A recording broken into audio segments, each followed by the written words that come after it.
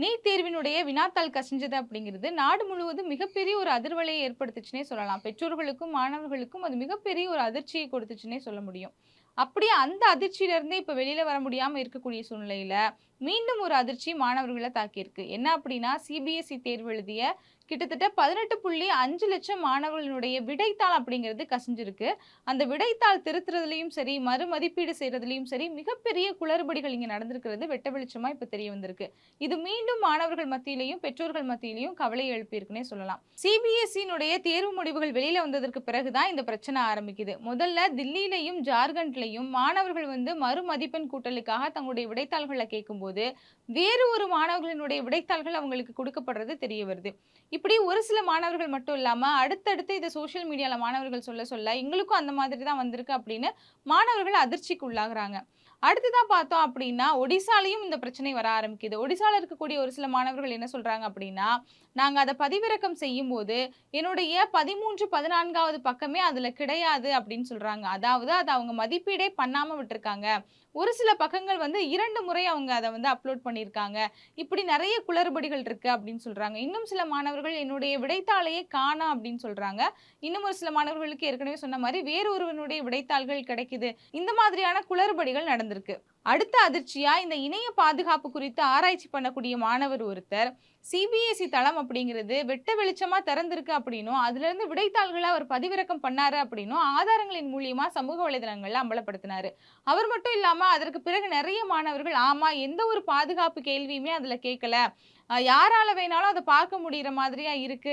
நாங்களுமே அத வந்து ஈஸியா டவுன்லோட் பண்ணிட்டோம் அப்படின்னு மாணவர்களும் குற்றச்சாட்டு முன்வைக்கிறாங்க. ஏன்னா, இதுக்கு முன்னாடி இந்த மதிப்பெண் மறுகூட்டலுக்கு அதிகமான தொகைய சிபிஎஸ்இ கேட்கறாங்க அப்படிங்கிறது மிகப்பெரிய ஒரு பிரச்சனையா போய்க்கிட்டு இருந்துச்சு. அப்படி இருக்கும்போது எந்த ஒரு பாதுகாப்பு உரிமமுமே இல்லாம, எந்த ஒரு பணமும் செலுத்தாம, இப்படி இத்தனை லட்சம் மாணவர்களுடைய விடைத்தாள்கள் வந்து சமூக வலைதளங்கள்ல பரவிக்கிட்டு இருக்கு அப்படிங்கிறது எவ்வளவு பெரிய ஒரு பிரச்சனை. மாணவர்களினுடைய தனி உரிமை அப்படிங்கிறது இந்த சிபிஎஸ்இ விஷயத்துல கேலி கூத்தாக்கப்பட்டிருக்கு அப்படின்னு தான் நம்ம சொல்லணும். ஏன் அப்படின்னா, இத்தனை லட்சம் மாணவர்கள் தேர்வு எழுதியிருக்காங்க. இன்னும் எத்தனையோ மாணவர்களுக்கு வந்த மதிப்பெண்கள் அப்படிங்கிறது அவங்க கனவுல கூட நெனச்சு பார்க்க முடியாத அளவுக்கு ரொம்பவே சொற்பமானதா இருந்திருக்கு. ஏன்னா, மாணவர்கள் அவ்வளவு கான்ஃபிடென்ட்டா இருந்திருக்காங்க. இவ்வளவு பக்கங்கள் நான் எழுதியிருக்கேன், இவ்வளவு மதிப்பெண்கள் எனக்கு வரும்னு இருக்கும்போது, அவங்களுக்கு ரொம்ப சொற்பமான அளவுல மதிப்பெண்கள் வந்திருக்கு. இது எல்லாத்தையும் விட இன்னும் மோசமான விஷயங்கள்லாம் நடந்திருக்கு. என்ன அப்படின்னா, இப்படி பதிவிறக்கம் செய்யக்கூடிய அந்த விடைத்தாள்கள் எல்லாமே கை ரேகைகள் பதிஞ்சிருக்கு. அதாவது கை வந்து அதுல பட்டிருக்க மாதிரியான விஷயங்கள் இருக்கு. விடைத்தாள்கள் எல்லாம் மடக்கி இருக்கிற மாதிரியான விஷயங்கள் இருக்கு.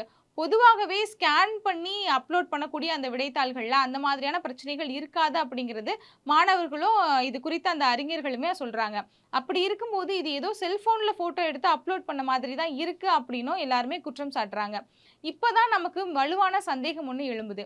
ஏன் அப்படின்னா, ஜார்க்கண்டை சேர்ந்த மாணவர் ஒருத்தர் பல அரசாங்கத்தினுடைய அந்த விவரங்களை எல்லாம் ஆய்வு செஞ்சு சமூக வலைதளங்கள்ல ஒரு அறிக்கையாவே ஒண்ணு வெளியிடுறாரு. ஏன் அப்படின்னா, இந்த விடைத்தாள்களை இணையத்துல கையாளக்கூடிய ஒரு நிறுவனம் தான் இந்த காம்ப்ட் எடுடெக் அப்படிங்கிற நிறுவனம். இந்த நிறுவனம் டெண்டர் எடுக்கப்பட்டதுல மிகப்பெரிய முறைகேடு இருக்கு அப்படிங்கிறத அந்த மாணவன் ஆதாரம் மூலியமா அம்பலப்படுத்தியிருக்காரு. முதல்ல கடந்த ஆண்டுல மட்டுமே கிட்டத்தட்ட 3 தடவ அந்த டெண்டர் நடந்திருக்கு. கடந்த 2023, 24ல நடந்த டெண்டர கேன்சல் பண்ணியிருக்காங்க. அதற்கு பிறகு 2025 மே மாதத்துல ஒரு டெண்டர் எடுத்திருக்காங்க. அந்த டெண்டர்ல டாடா உள்ளிட்ட முன்னணி நிறுவனங்கள் எல்லாருமே அதுல பங்கேற்றிருக்காங்க. ஆனா, சரியான தொழில்நுட்ப வசதி அவங்க கிட்டலாம் இல்லன்னு சொல்லி அவங்களையும் ரத்து பண்ணிடுறாங்க.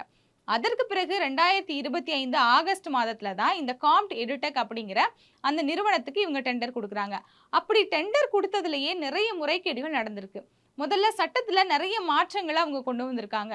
அதுவும் குறிப்பா அந்த மாற்றங்கள் எல்லாத்தையும் நம்ம கவனிச்சு பார்த்தோம் அப்படின்னா, இந்த காம்ப்ட் எடுடெக் நிறுவனத்துக்கு டெண்டர குடுக்கணும் அப்படிங்கிறதுக்காகவே அவங்க அந்த மாற்றங்களை எல்லாம் பண்ணியிருக்காங்க அப்படிங்கிறது தெள்ளத் தெளிவா தெளிவாகுது. முதல்ல கருப்பு பட்டியல்ல இருக்கக்கூடிய அந்த நிறுவனங்களுக்கு இந்த அரசு டெண்டர்கள் குடுக்கக் கூடாது அப்படின்னு இருக்கு.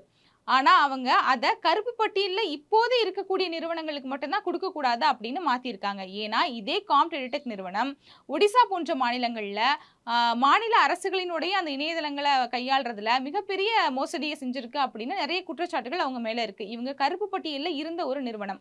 அப்படி இருக்கும்போது, இப்ப அவங்க இல்ல அப்படின்னு சொல்லி அவங்களுக்கு குடுத்துர்றாங்க. அதே மாதிரி அவங்களுடைய வருவாய் அப்படிங்கிறது 50 கோடிக்கும் கீழ இருக்கணும் அப்படின்னு ஒரு சட்டம் இருக்கு.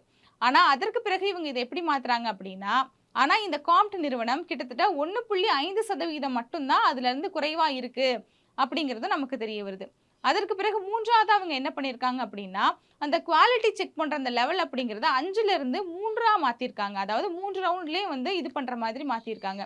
இப்படி எல்லாமே வந்து இந்த நிறுவனத்துக்காகவே செய்யப்பட்ட ஒரு மாற்றங்கள் மாதிரி இருக்கு. அது மட்டும் இல்லாம நான் ஏற்கனவே சொன்ன மாதிரி, இந்த விடைத்தாள்கள் எல்லாமே ஸ்கேன் பண்ணி தானே வந்திருக்கணும். அதாவது ரோபோட்டிக் ஸ்கேனர் யூஸ் பண்ணி தான் இவ்வளவு நாளா வந்து ஸ்கேன் பண்ணிட்டு இருந்தாங்க. அந்த மாற்றத்தையுமே இவங்க கொண்டு வராங்க. இனிமே வந்து ரோபோட்டிக் ஸ்கேன் தேவையில்ல அப்படின்னு சொல்றாங்க. ஏன்னா, அந்த வசதிகள் எல்லாம் இந்த நிறுவனத்துக்கிட்ட இருக்கா அப்படிங்கிறது நமக்கு மிகப்பெரிய சந்தேகமா தான் இருக்கு. அப்படி இருக்கும்போது இவ்வளவு விஷயங்கள பண்ணி இந்த ஒன்றிய அரசாங்கம் முறைகேடு தான் பண்ணியிருக்காங்களோ அப்படிங்கிற சந்தேகம் இதன் மூலியமா வலுவா நமக்கு வருது. ஆனா, அந்த மாணவர் வந்து இது சந்தேகமே கிடையாது. உண்மையாவே இது முறைகேடு தான் அப்படின்னு அம்பலப்படுத்தவும் செஞ்சாரு. ஆனா, வழக்கம் போல இவங்க என்ன பண்ணாங்க, இது எதுவுமே முறைகேடு கிடையாது. நாங்க எதார்த்தமா கொண்டு வந்த மாற்றங்கள் தான் அப்படின்னு சொல்லி இப்பவும் மழுப்பிக்கிட்டு தான் இருக்காங்க. சரி, இந்த மாதிரி விஷயங்கள்ல தான் இவங்க இப்படி நடந்துக்கிறாங்கன்னு பார்த்தா, இந்த குளறுபடிகள் எல்லாம் முதல்ல அம்பலப்படுத்திய தில்லியைச் சேர்ந்த மாணவர, ஒன்றிய அரசாங்கத்தினுடைய அதிகாரப்பூர்வ தொலைக்காட்சி நிறுவனமான தூர்தர்ஷன்ல இருக்கக்கூடிய தொகுப்பாளர் ஒருத்தரு, அவர பாகிஸ்தானி, அதனால தான் அவர் அப்படி சொல்லியிருக்காரு அப்படிங்கிற மாதிரி, பாகிஸ்தானியர்கள்லாம் வந்து தேர்வு எழுதுனாங்களா அப்படின்னு அவர் வெறுப்பு பேச்சு அவர் மீது பேசியிருக்காரு. இப்படி இந்த அரசாங்கம் தொடர்ந்து இங்க இருக்கக்கூடிய இளைஞர்கள் மீதும் சரி, ஒரு புறம் பார்த்தா நீட்ல வினாத்தாள் கசியுது. இன்னொரு புறம் பார்த்தா மாணவர்கள் கஷ்டப்பட்டு எழுதின தேர்வுல விடைத்தாள்கள மாத்தி குடுக்குறாங்க. மிகப்பெரிய ஒரு குளறுபடி நடந்திருக்கு. நம்ம இந்திய வரலாற்றிலேயே வந்து இந்த மாதிரியான ஒரு மோசமான குளறுபடிகள பார்த்திருக்க முடியாதுன்ற அளவுக்கு தேர்வுகள்ல வந்து குளறுபடிகள் நடந்திருக்கு. இத்தனை லட்சம் மாணவர்களுடைய வாழ்க்கை அடுத்து என்னாக போகுதுன்னு தெரியல. ஏன்னா 12ஆம் வகுப்பு அப்படிங்கிறது மாணவர்களுக்கு ரொம்பவே முக்கியமான ஒரு தேர்வா இந்தியால பார்க்கப்படுது. அதற்கு பிறகு தான் அவங்க அடுத்து உயர்கல்வி பயிலணும், அடுத்து இன்ஜினியரிங் படிக்கிறதோ, நீட் தேர்வுக்கு எழுதுறவங்க கூட நீட் தேர்வு எழுதிய மாணவர்கள் இப்பவும் இந்த சிபிஎஸ்இ தேர்வு எழுதியிருப்பாங்க. அப்படி இருக்கும்போது அவங்க எந்த தேர்வு எழுத போனாலும் அதுல ஒரு குளறுபடி பண்றது, முறைகேடு பண்றது, மாணவர்கள வச்சு ஒரு விளையாட்டு நடத்திக்கிட்டு இருக்கா இந்த ஒன்றிய அரசாங்கம் அப்படிங்கிற கேள்வி நமக்கு வருது.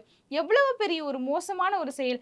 இவ்வளவையும் பண்ணிட்டு அதுக்கு முறையான பொறுப்பு கூட இந்த அரசாங்கம் ஏத்துக்க மாட்டேங்கிறது அப்படிங்கிறது ரொம்பவே வருத்தம் அளிக்கக்கூடியதா இருக்கு. ஏன் அப்படின்னா, இவ்வளவு குளறுபடிகள் நடந்துருச்சு. இவ்வளவு பிரச்சனைகளுக்கு மத்தியில அந்த மாணவர்களுக்கு சரியான ஒரு தீர்வ குடுக்கணும். தீர்வ குடுக்காம இன்னமும் ஏதாவது ஒரு கேள்வி கேட்டா மழுப்புறது, யாராவது அவங்கள எதிர்த்து கேள்வி கேட்டா அவங்கள பாகிஸ்தானின்னு சொல்றது, இல்ல வேற நாட சொல்லி திட்டுறது, அவங்கள மதத்த வச்சு பேசுறது, இப்படின்னு பேசி பேசியே இந்த நாட்டையும், இங்க இருக்கக்கூடிய இளைஞர்களுடைய வாழ்க்கையும் சிக்கி சின்னாபின்னமாக்கி ஒண்ணுமே இல்லாம பண்ணக்கூடிய ஒரு வேலையை இந்த அரசாங்கம் தொடர்ந்து பார்த்துக்கிட்டு தான் இருக்கு. இதுக்கு இந்த ஒன்றிய அரசாங்கமும், கல்வித்துறை அமைச்சரும் சரி, இந்த நாட்டினுடைய பிரதமரா இருக்கக்கூடிய நரேந்திர மோடியும் தான் பொறுப்பேத்துக்கணும்.